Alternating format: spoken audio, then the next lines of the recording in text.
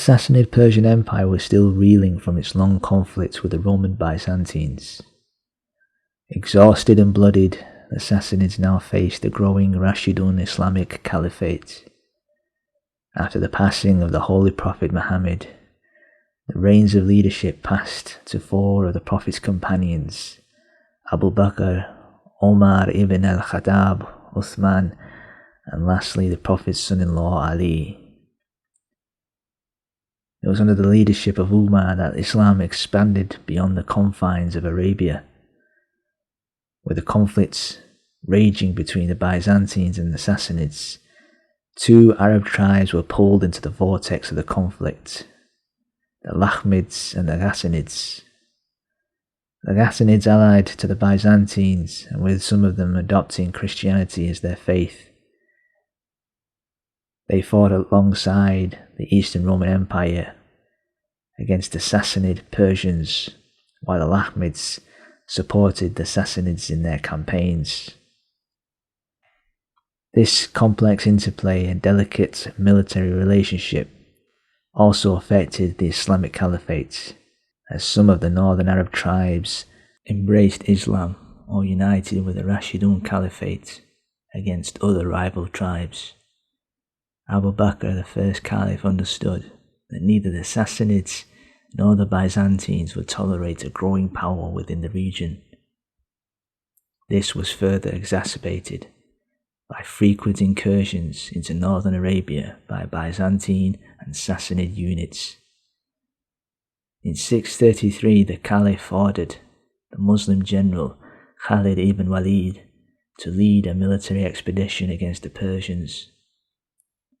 Khalid left Medina with a force of 10,000 men, to be later joined by allied Arab troops. The Muslim general entered Persia with a force of 18,000 soldiers and consisted mainly of light horse cavalry, camel units, and lightly armoured foot soldiers. The Sassanid army was well equipped and battle-hardened. However, one major weakness was its lack of mobility.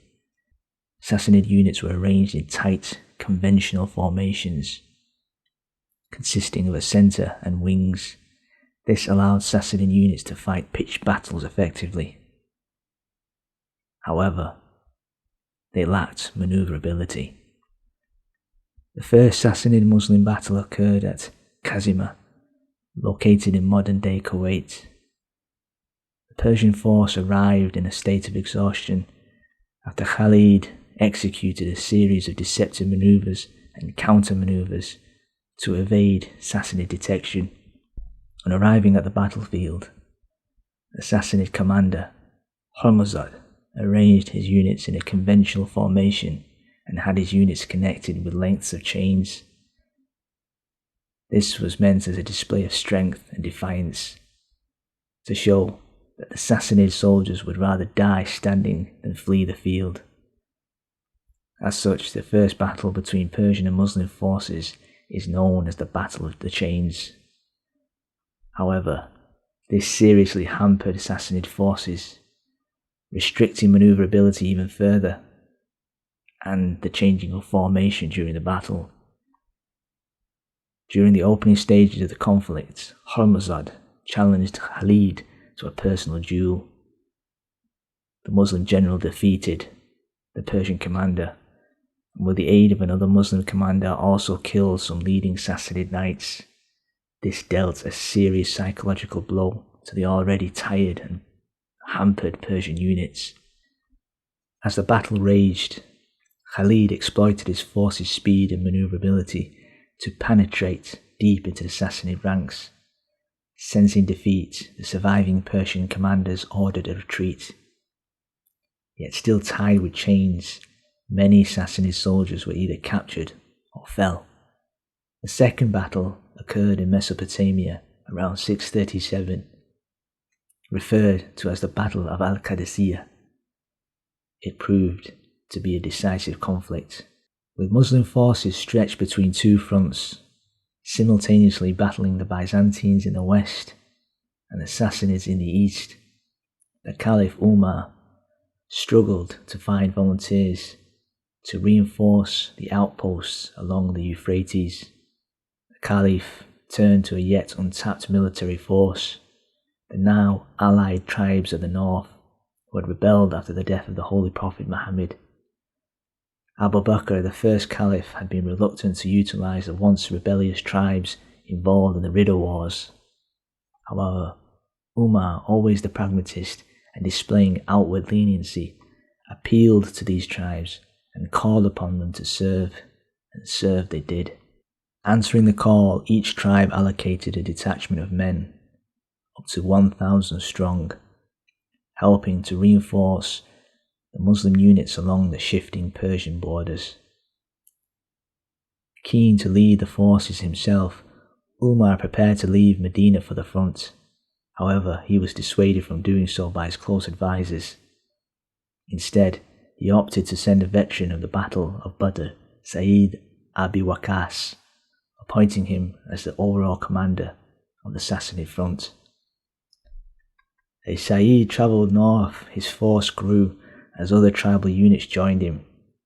Once he reached the Euphrates, Sa'id commanded a sizable force comparable to any Muslim army sent against the Sassanids. It is likely that the Muslims had a force of around 12,000, while the Sassanid commander, Rustam, commanded an army of around 30,000, consisting of infantry, cavalry and war elephants. Drawing on his previous military experience, Sa'id divided his men into units. Each unit had a commander. With a greater level of organisation, Sa'id was in a better position to manoeuvre his forces against a larger Sassanid army. It is said that neither commander was in a hurry to force a confrontation, and the battle did not begin for a few months. Rustam received word that the Muslims had been receiving regular reinforcements. Wanting to capitalise on his army's superior numbers, he ordered for one of the canals nearby to be filled, allowing his force safe passage to deploy in front of the Muslim army. With both forces arrayed less than 1 kilometre apart, the traditional duels ensued, with the Sassanids once again losing a number of their champions. Not wanting to risk a drop in morale, Rustam ordered an attack against the Muslim right flank.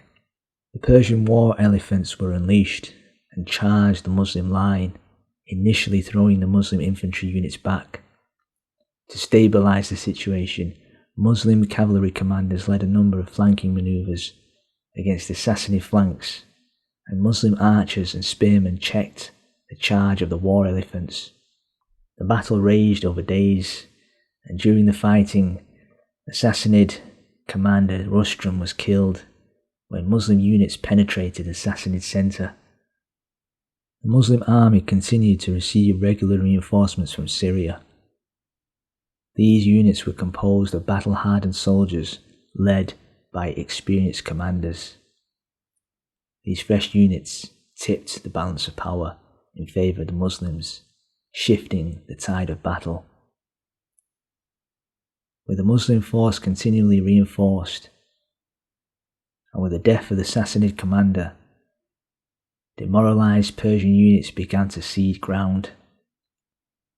Sensing an opportunity, Sa'id ordered one last attack, overwhelming the Sassanid forces, which then buckled and then broke.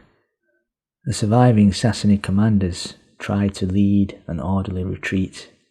However, the Persian forces were constantly harried by Muslim light cavalry units, and more men fell or were captured.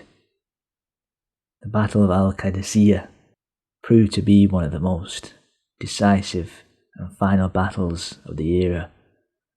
The defeat opened a path straight into the heart of the Sassanid Empire. In 637, Sa'id led a force of 15,000 soldiers to the Sassanid capital, Ctesiphon.